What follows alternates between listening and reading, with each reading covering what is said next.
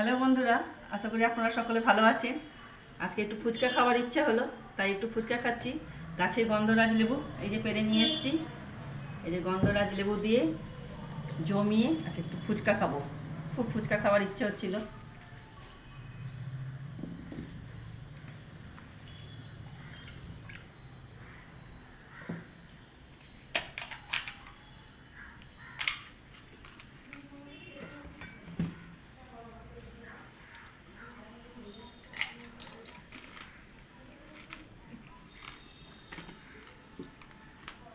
দারুণ হয়েছে।